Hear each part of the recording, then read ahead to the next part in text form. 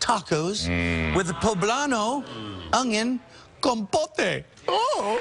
What do you think about that? You say compote. I made it up. It's actually just phonetic. All right, all right. So I'm going to start with some poblanos. All right. I'm going to start with some red onions that are already cut up into cubes. And I'm just going to start slicing them up. I leave the seeds in them. I think poblanos are kind of the mildest of chilies that have even the vaguest amount of heat. So I leave all the seeds in them and all. But if you were at all worried about that, or if, like my grandma, you had an allergy to seeds like lettuce seeds, you would take them out because then you'd be repeating on you all afternoon.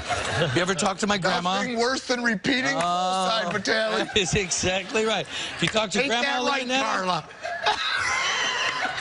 I guess we're talking about Windy Carla. Huh? It's all right. So now we're going to take some cumin and some coriander and some lime zest. Oh, where's Laverne Cox when you need her?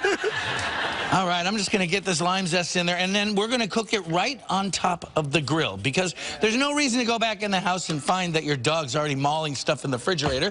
You just stay out here and pretend everything's going to be all right. What are you doing, Simon?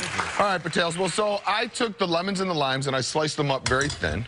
And what I'm going to do is we're just going to take these little bundles here of foil and we're going to go lime, lemon, lime, lemon, lime, lemon, which is going to be the base for our fluke. So then when we lay the fluke on top of this, it's going to absorb all that delicious citrus as the citrus chars as it's cooking. And when citrus chars, it brings out kind of its natural sweetness and deliciousness and creates this different flavor profile for it that you don't experience any other way. Seasoning. Go.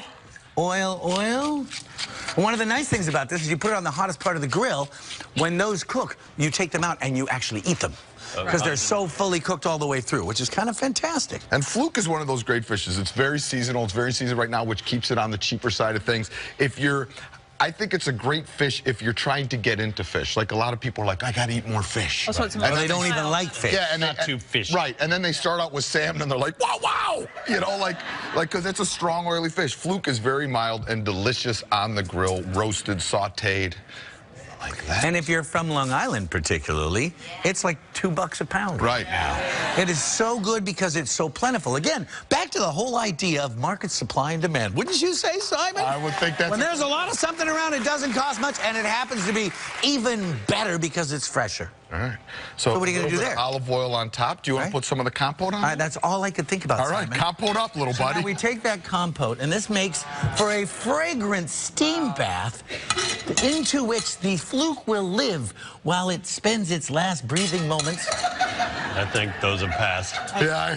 No, it's still alive. It's still alive. Trust me. I'm guessing Are you feeling all right? Once the bones, heads, and tails come off, it's bad things for this fluke. All right. That's what you would think. So then we're just going to make up these little packages like this. Fold both ends. And now, effectively, you can't go wrong at this point. Like, even if you overcook this, if you left, I mean, this could cook effectively in 2 or 3 minutes on the hottest part of the grill because it's going to make kind of its own little steam bath. But if you left it on for 6 or 7 minutes, it's still going to be succulent while it lives in the dreamy steam of the poblano with citrus. So we're going to throw it on like this, and then we're going to make a little bit of a salsa. Yeah, so as you are going to the grill with that, we're going to make a little kind of like a pico de gallo, but we're going to make it with jicama and we're going to make it with mango. So it's going to bring some of these different flavors. I love jicama. It has a tremendous crunch. It has an almost appley flavor to it. It's beautiful with fish. So I'm going to skin this, then cut it up into small dice. Mario is going to do the exact same thing with the mango. We're going to be back, finish off these fish tacos after the break. Stick around, guys.